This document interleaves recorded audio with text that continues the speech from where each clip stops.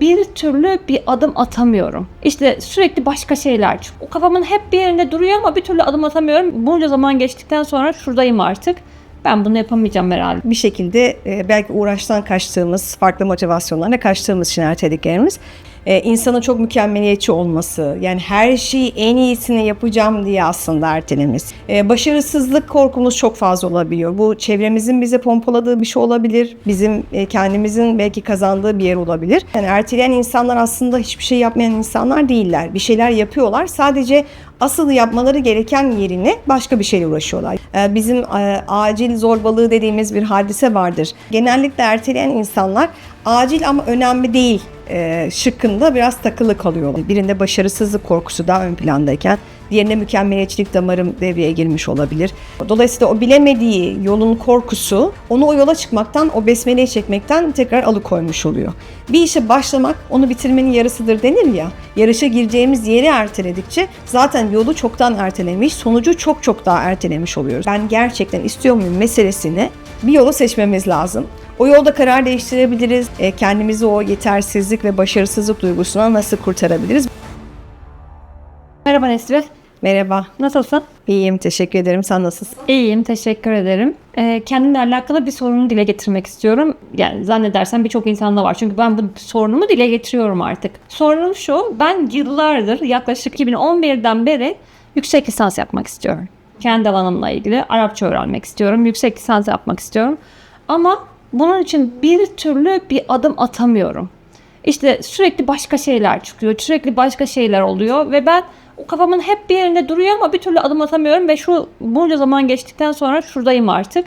Ben bunu yapamayacağım herhalde diye gelmiş durumdayım. Sürekli bir erteleme durumum var. Bunu arkadaşlarımla konuşmak sadece bende olmadığını, benimki spesifik yüksek lisans ama başkalarında da başka şeyler var. Bunun sebepleri nedir? Ben bunu nasıl aşabilirim? Çok kolay aşabileceğimiz bir şey değil, tabii ki mücadele etmemiz lazım. Ama senin dediğin gibi erteleme hepimizin ortak problemi. Benim de hayatımda ertelediğim bir sürü şey var. Bazısı belki gerçekten mantıklı sebeplerle ertelediklerimiz de var bunun içerisinde. Hani o anda hakikaten şartlar el vermediği için yapamayacağımız şey, ekonomik sebepler olabilir, fiziksel sebepler olabilir ama bazıları da gerçekten de bir şekilde belki uğraştan kaçtığımız, farklı motivasyonlarla kaçtığımız için ertelediklerimiz. Biz bugün biraz tabii ki bu mantıklı olmayan taraftaki ertelemeleri konuşacağız. Yoksa hani her ertelediğimizde de haksızlık yapıyoruz kendimize gibi bir şey algılamış oluruz. Bu da bir yanlış olur. O ertelediğimiz ama aslında normal şartlar altında belki de yapabileceğimiz meseleleri neden erteliyoruz? Orada birçok motivasyon devreye giriyor Zeliha. Yani insanın çok mükemmeliyetçi olması, yani her şeyi en iyisini yapacağım diye aslında ertelemesi. Yani ben her şeyi hazırlayacağım, her şey çok güzel olacak, ondan sonra ortaya çıkacağım ve bu tabii ki çok yorucu bir süreç. Daha süreçte yorulup yoldan vazgeçmesi. Yani hani bazı insanlar tatile giderken böyle öyle bir hazırlık yaparlar ki tatil onlar için dinlenme değil yorgunluk olur ya. Bu da bir nevi onun gibi oluyor.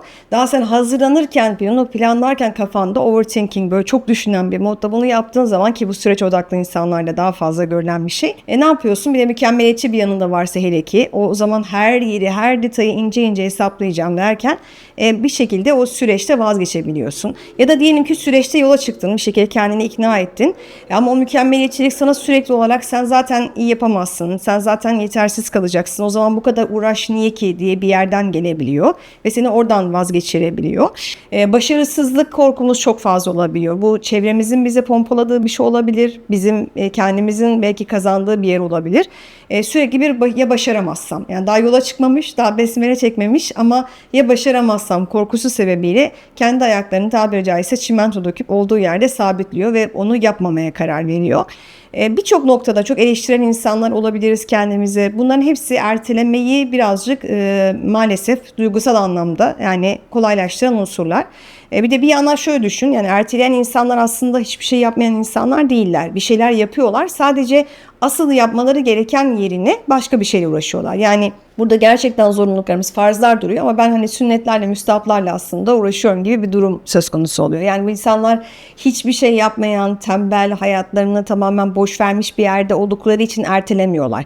Tam tersine anlık hazlarla yetiniyorlar. Çünkü Zeigarnik etkisi denen bir şey var. Bu yapılmamış şeyleri daha çok hatırladığımız, yani yaptıklarımızdan fazla yapamadıklarımızı aslında hatırladığımız bir etki. zihnimizde oluşan bir şey ve dolayısıyla da biz belki o gün içerisinde değil mi bir sürü şey yaparız. Çocuklarımızla annelikte de öyledir, babalıkta da öyledir. Çok güzel anılarımız vardır ama eksik kaldığımız yerleri hatırlarız. Yapamadıklarımızı hatırlarız ve onlardan dolayı belki kötü hissederiz hatta. Halbuki bir sürü iyi hissedebileceğimiz, yaptığımız şeyler de var. İşte bu duygudan kaçmak için, yani yapamamanın verdiği o yetersizlik duygusu, eksiklik duygusundan kaçmak için zihin ne yapıyor? Yapması gerekenleri, hemen kolayca kotarabileceklerine, yapıp da o evet ben yaptım diye yanına tik atıp o hazzı alabileceği meselelere odaklanıyor. Onları tercih ediyor. Bunlar da genellikle daha çok böyle bizim acil zorbalığı dediğimiz bir hadise vardır. İşte koçlukta da bunu çok çalışırız insanlarla. Nedir bu? İşte acil önemli, önemli ama acil değil, acil ama önemli değil. Hem acil hem önemli değil denen bir liste vardır aslında. Bu listeyi biraz doğru yapamamaktan kaynaklanıyor. Genellikle erteleyen insanlar acil ama önemli değil şıkkında biraz takılı kalıyorlar. Yani ne yapıyorlar? Mesela diyelim ki çok önemli bir proje hazırlanması gerekiyor ya da ne bileyim ciddi şekilde birisiyle bir problemi var, bu iletişimsel olarak bir problemi var, bunu konuşması gerekiyor ama dur ya evde yemek yoktu ben onu yapayım. İşte ya da maillerim vardı, ben şimdi o projeyi hazırlayana kadar bu mail listesini bir kontrol edeyim, bir temizleyeyim, işte onlara cevap vereyim. Dediğim gibi boş değiller. Yani bir şeyle uğraşıyorlar ve onlar da yapmaları gereken listede ama hani priority dediğimiz öncelikler listesinde aslında ilk sırada yer almaması gerekiyor onun. Çok daha önemli, çok daha belki deadline'ı, işte bir şekilde süresi daha belli, daha kısıtlı bir şey var. Onu yapmaları gereken bir yerde bu şekilde yapıyorlar. Zihin de burada kendini kandırıyor. Çünkü diyor ki sen boş boş oturmuyorsun. Yani aslında iş yapıyorsun, çalışıyorsun. Sadece hani bunu yapmamış oluyorsun diyor ama asıl yapmaları gereken odaktan da maalesef uzaklaşmış oluyorlar. Bunlar hani başlıca etkileri olarak söylenebilir. Yani ertelemeye yol açan sebepler olarak. Ertelemede bahaneler oluyor ya, bende oluyor en azından. İşte ya bir dakika işte evimizi payoff'u yapalım öyle. Ondan sonra şu tatile gidip gelelim öyle başlayacağım.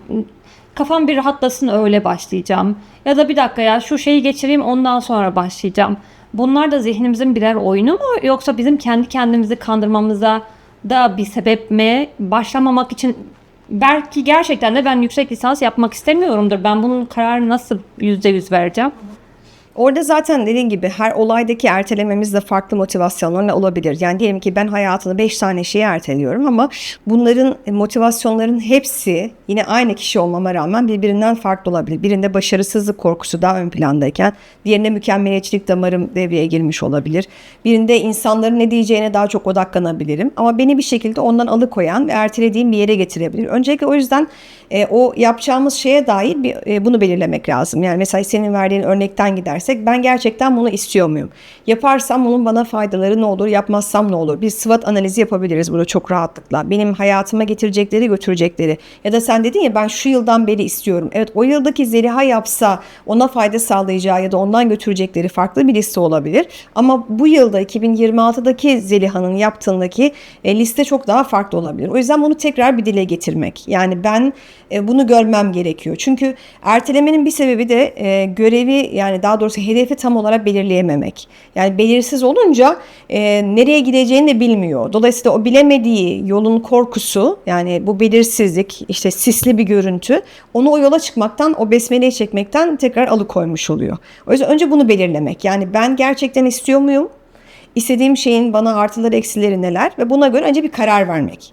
Geçmişteki bir isteğimizi hala isteyip istemediğimize devam ettirmek. Yola çıkmak istiyor muyuz? Bu yani önce besmele çekmeye, yani namaza niyete karar vermek gibi düşün. Niyet etmek istiyor muyum? Sonra bu işin besmelesini çekmek. Bir işe başlamak onu bitirmenin yarısıdır denir ya.